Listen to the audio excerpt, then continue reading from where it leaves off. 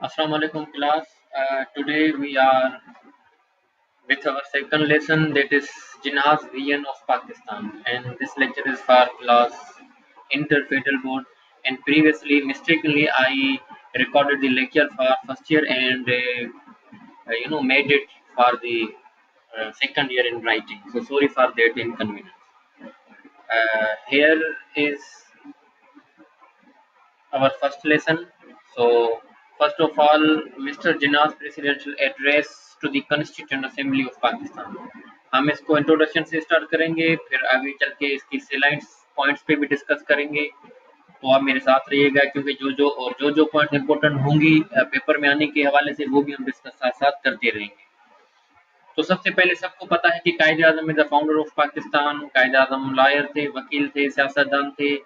एक जो कॉमन और एक जो जनरल और जो यूनिवर्सल व्यू है कायदे आजम का, वो हम सबको पता है। तो यहाँ पे हम स्पेसिफिकली इनके लेसन के हवाले से पढ़ेंगे चीजें। कायदे आजम Mohammad Ali Jinnah 1876-1948 was one of the most fascinating and remarkable personalities of modern world history. He possessed excellent qualities of pen, mind, and heart. He played a very significant role in changing the course of history and destinies of man and subcontinent. He created a state on the base of Muslim identity in the Indo-Pakistan subcontinent. He also struggled hard to build it strong with his dynamic role as the first Governor General of Pakistan. तो कायदा मोहम्मद अली जिन्ना कब पैदा हुए, कब गुजर गए, ये date है। और वो बड़े फैसिनेटिंग, एक मोटिवेशनल टाइप बंदा, या जो दिल को छू जाए, और उनकी जो पर्सनालिटी थी वो रिमार्केबल थी दुनिया की तारीख में। और उनकी जो क्वालिटीज थी वो लिखने में, पढ़ने में, लोगों को जज करने में बड़े होशियार थे, इंटेलेक्चुअल थे, थिंकिंग थे। उन्होंने एक बड़ा इंपॉर्टेंट रोल प्ले किया था, जिसने हमारे सब कॉन्टिनेंट में जो भी लोग हैं उनकी तकदीर को बदलने के लिए, फिर वो चाहे सिख हो, मुसलमान हो, हिंदू हो, क्रिश्चियन हो, या कोई और कम्युनिटी हो। He created a state on the base. हमारे जो पाकिस्तान का स्टेट रखा गया, बुनियाद वो मुस्लिम आइडेंटिटी के हवाले से रखा गया इंडो पाकिस्तान सब कॉन्टिनेंट में। और उसके अलावा इन्होंने बड़ा हार्ड स्ट्रगल किया, इनकी पर्सनैलिटी बड़ी डायनामिक थी, और वो फर्स्ट गवर्नर जनरल थे पाकिस्तान के। अब देखेंगे कि समरी क्या है। After the creation of Pakistan, Quaid Azam delivered several speeches which give us guidance. Muhammad Ali Jinnah's 11th August speech is one of the most notable speeches delivered by him. He delivered this speech on 11th August 1947 as the Governor General of Pakistan in his address to the Constituent Assembly of Pakistan in Karachi. तो dear class, यहाँ पे MCQs भी आपके आ सकते हैं कि उन्होंने कौन सी तकरीर की थी 11 अगस्त को। स्पीच जो थी उनकी वो मशहूर है, वो कब की थी 1947 में, वो कहाँ की थी, वो कराची में थी। ये थोड़ा आप ध्यान में रखें। अब ये है सेलाइंट पॉइंट्स ऑफ स्पीच, मतलब the most important points of the speech of great Quaid or the father of the nation. तो सबसे पहले हम देखेंगे कि उन्होंने किस चीज के ऊपर बात की थी। उन्होंने बात की थी कि फंक्शंस ऑफ कॉन्स्टिट्यूएंट असेंबली का फंक्शन क्या होना चाहिए। तो दोस्तों, in this speech Quaid-e Azam address the first constituent assembly of Pakistan. He manifested two main function the constituent assembly had to perform. वो जो आइन बनाने वाली असेंबली थी, वो जो सियासतदान थे, उन्होंने जो पहली कायदे आजम की स्पीच थी, कायदे आजम ने उनको 2 टास्क दिए थे। वो 2 टास्क क्या थे? फर्स्ट फंक्शन क्या था? फंक्शन First function ये था कि in the beginning of his speech, he said that the first function of the assembly was to frame the future constitution of Pakistan. The Qaid told the members of Constituent Assembly that they needed to work hard and show great sense of responsibility for the effective performance of this task. Although it was very demanding and laborious task to make the future constitution of Pakistan, but it was the need of newborn country. Therefore, he entrusted the responsibility to assembly to frame the constitution of Pakistan as soon as possible. Pakistan जब बना था तो कहा जाता था कि आइन नहीं था पाकिस्तान के पास। पाकिस्तान जो रेजोल्यूशन था उसके ऊपर चल रहा था, उसके ऊपर पाकिस्तान हिस्ट्री में आपके पास वो आप पढ़ेंगे, आपने वो पढ़ा होगा। तो कायदे आजम का फर्स्ट फंक्शन क्या कहा असेंबली को, कि आपको आइन बनाना होगा, ठीक है, किसी भी तरीके से। और ये भी कहा था कि ये बड़ा मुश्किल टास्क है, लेकिन हमें पाकिस्तान के फ्यूचर को सेफ रखने के लिए करना पड़ेगा। एक So this was the first, function of Constitutional Assembly. Second function, about the second function, Qaid-e-Azam said that now the Constituent Assembly is supreme in rank and authority. The second function of the Constitutional Assembly was to play its role as completely sovereign and independent body as the federal legislature of Pakistan. Sovereign means खुद मुख्तियार हो, आज़ाद हो वो body, उसके ऊपर किसी का pressure ना हो. तो ये दो फंक्शन आप याद करेंगे सिलेंट पॉइंट्स में 8 पॉइंट का. पॉइंट नंबर बी हम देखेंगे, first responsibility of government. In his speech, the Qaid-e-Azam entrusted the responsibility to government that the first and foremost duty of the government is to sustain law and order, so that the lives, properties, and beliefs of its subjects mean law, people, are fully protected by the state. Government को कायदे आजम ने government के लिए कहा था कि government की ही ये रिस्पॉन्सिबिलिटी है कि वो लॉ एंड ऑर्डर की सिचुएशन को बहाल रखे और लोगों की जान माल और इज्जत का तहफ़्फ़ुज़ रखे. वो स्टेट रियासत का जिम्मा है और उसके जो सब्जेक्ट्स हैं, जो लोग हैं, आप और मैं, हम प्रोटेक्ट फील करें. सी पे देखेंगे कि second responsibility of government. The Qaid-e-Azam said about the second responsibility of the government that a country is suffering from the curse of bribery and corruption, and we must put down by harsh and rigorous control. He said jobbery and nepotism is another curse. We will have to decline it. He hoped that this assembly would take enough measure to eliminate the social evil.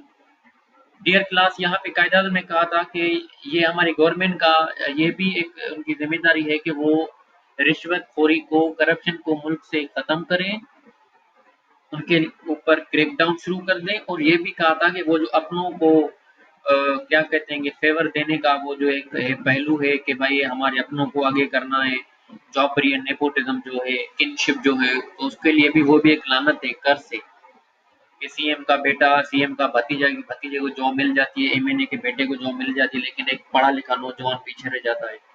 तो ये सारे government की responsibility थी इस हवाले से. ठीक है, अब डी देखेंगे, division was only solution. Jinnah's views about division, यहाँ पे डिवीजन मीन्स इंडिया और पाकिस्तान मुसलमानों की वो जो है उसकी बात हो रही है. मुस्लिम और हिंदू दो कौमें थी, उनको डिवाइड किया गया था ना.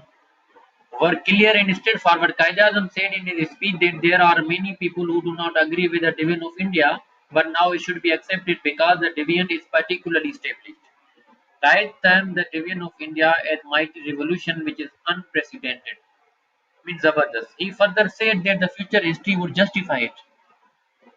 मतलब कहने का कुछ लोग इस फेवर में नहीं थे कि इंडिया के दो हिस्से करके पाकिस्तान बनाया जाए और दूसरा इंडिया मुल्क बनाया जाए, लेकिन कायदा ने कहा था कि तारीख बताएगी लोगों को कि ये जो डिसीजन था ये सही था. और फिर आज आप भी देख रहे हैं कि हिंदू मुसलमान इंडिया में मुसलमानों के साथ क्या हालत हालत हो रही है, हालांकि वो मिनॉरिटी में है, और अगर मेजॉरिटी में भी होते तो ये टसल जारी रहती. अब देखेंगे freedom for everyone. In his speech Quaid-e-Azam said that all Pakistanis are equal without any restriction of colour, caste, creed and religion. In his speech, Jinnah envisioned a kind of freedom in which all men are equal citizens of this state. They are free to profess their religion and go to their respective places of worship. He said that everyone is equal as a citizen of Pakistan. तो यहाँ पे वही colour cast की कोई बात नहीं है. पाकिस्तान में सबको राइट्स हासिल हैं. हमें हिंदू जो लोग हैं वो अपने मंदिरों में इबादत कर सकते हैं, मुसलमान मसाजिद में इबादत कर सकते हैं. तो कायदा उनका ये था, फ्रीडम के हवाले से पॉइंट था. नीड ऑफ यूनिटी की बात देखें. इन his speech Quaid-e-Azam highlighted the importance of unity in newborn country. For the unity he used the famous phrase the Hindus would cease to be Hindus and Muslims would cease to be Muslims. Although they wrongly infer from these words, these remarks did not mean that both the nation would lose their separate identity. Simply, both were urged upon the unity to work together for the prosperity of Pakistan as its equal citizen. If both the nations will work in cooperation and become friends, then they are bound to succeed. कायदा-ए-आज़म की speech में ये भी highlight किया था कि unity का जो phrase use किया था कि Hindus would cease to be Hindus and Muslims would cease to be Muslims, के दोनों अलग अलग अपनी अपनी उसमें रहेंगे.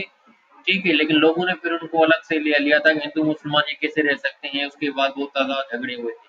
तो कायदा-ए-आज़म के हिसाब से उनको आप छोड़ दें, हिंदुओं को और मुसलमानों को आज़ादी थी अपनी कल्चरल वगैरह को प्रैक्टिस करने की. अब हम कंक्लूजन की बात करेंगे. Dear student, now moving towards the conclusion. Yes, at the end of his historical speech, Qaid Azam told his people about his principle that my principles are justice and fair play, prejudice, ill will, partiality, and favoritism are not my principles. ये prejudice jealousy को कहते हैं, ill will बदयानतदारी को कहते हैं, partiality means किसी को किस तरीके से अलग तरीके से ट्रीट करना, एक को अलग तरीके से ट्रीट करना, फेवरेटिज्म किसी को फेवर देना, ये मेरे कानून में नहीं है, मेरे माइंड में नहीं. He also advised his people to follow these golden principles if they want to live happy and prosperous life. He said that my guiding principles will be justice and complete impartiality. He concluded his speech by saying that one day the Pakistan will become a greatest nation of the world if we work in cooperation and become friends, and we are bound to succeed. तो ये था conclusion. I hope कि आपको ये lesson समझ आया होगा. And now moving towards the next slide, that is home task. अब ये बात समझने की है dear students कि answer the following question by your own. By your own mean by your own wording. And critical approach highly endorsed. आप critically चीजों को देखेंगे ताकि अच्छा लगेगा. Critically approach जो होती है कि चीजों को अच्छे तरीके से आलादाना तरीके से देखना और जज करना. और होम टास्क में क्वेश्चन नंबर ये है कि what should we do to make Pakistan a stable and prosperous country. Pakistan के लिए हमें क्या करना चाहिए या हम क्या कर सकते हैं कि पाकिस्तान एक स्टेबल भी हो, कुछ प्रॉस्पेरस भी हो. तो नोट में देखेंगे कि the limit of your answer depends on the material which you put in it. तो आप अपना होमवर्क जारी करें, लिखें, और जो ईमेल है मेरी दी गई है स्लाइड के फर्स्ट में, आप वहां पे मुझे anglicanirfan1234@gmail.com पे आप मुझे सेंड कर सकते हैं. तो I end my lesson here and it would be I would wait for your feedback and try to give feedback ताकि हम लेक्चर को और भी अच्छे तरीके से प्रोड्यूस कर सकें. ये कोरोना के चक्कर में online classes I do believe that उस तरीके के नहीं हो पा रहे जो क्लास में प्रैक्टिकली बच्चों के सामने होते हैं, बट फिर भी हम अपने कॉन्सेप्ट क्लियर कर रहे हैं कि फर्स्ट लेसन में हमने क्या पढ़ा, सेकंड लेसन में हमने क्या पढ़ा और कौन सी इंपॉर्टेंट चीजें थी जो हमने पढ़ी. तो डियर स्टूडेंट्स, आप इनके होम टास्क के साथ साथ एक और भी बात जो मैं हमेशा हर लेक्चर में करता आया हूँ और करनी भी चाहिए, आपके पास बुक मौजूद है अपनी इंग्लिश की, तो आप हर लेसन में से उसमें से डेली बेसिस पे 5 फ्रेजल वर्ब्स आप याद करते रहें, क्योंकि फ्रेजल वर्ब्स का कॉन्सेप्ट आपको पता है कि फ्रेजल वर्ब्स जो होते हैं वर्ड होते हैं, नाउन या वर्ब होता है, उसके पीछे प्रीपोजिशन एडवर्ब होता है. ठीक है, तो आप वो डेली बेसिस पे 5 याद करते रहें ताकि आपकी वोकैब भी रिच होती रहे और उससे आपकी लैंग्वेज भी अच्छी होगी, आपकी लैंग्वेज भी अच्छी होगी और आपके आंसर भी मैच्योर होंगे फ्रेजल वर्ब्स के हवाले से. और प्लस में ये जो भी हम लेसन पढ़ते हैं, जैसे आज हमने ये लेसन पढ़ा है, इसमें ये जो इम्पोर्टेंट पॉइंट्स हैं, ये सैलाइन पॉइंट्स हैं, देखें ना, ये आप ध्यान में रखें पेपर के दौरान या किसी भी चीज में. तभी में हम इंशाल्लाह जब से इदारे खुलेंगे हम इन चीजों के ऊपर डिबेट करेंगे, क्लास में स्पीच भी करेंगे. फिर मैं ये कह सकता हूँ, पूछ सकता हूँ कि भाई सैलाइन पॉइंट जो थी कायदे आजम की, उन पे जो भी पॉइंट वाइज आप उस पर डिस्कस करेंगे. आप क्या जानते हैं कि नीड ऑफ यूनिटी हमें क्यों चाहिए, या डिवीजन का क्या मकसद था, फ्रीडम का क्या मकसद था, ठीक है, या गवर्नमेंट की रिस्पॉन्सिबिलिटी कायदे आजम ने जो कहा था उसके अलावा और क्या क्या है. ठीक है, और कायदे आजम की लाइफ के बारे में भी देखेंगे, कायदे आजम को हम अगर रोल मॉडल देखें तो किस तरीके से देख सकते हैं. तो ये सारे आइडियाज ऐसे हैं जो हम पढ़ेंगे भी, याद भी करेंगे इंशाल्लाह. अब गवर्नमेंट की तरफ से भी अनाउंसमेंट हो गया है कि अगस्त के बाद सितंबर में इदारे खुल रहे हैं, तो वही just wish for the best of everything इंशाल्लाह. As far as our education is concern, I wish you a very good luck ahead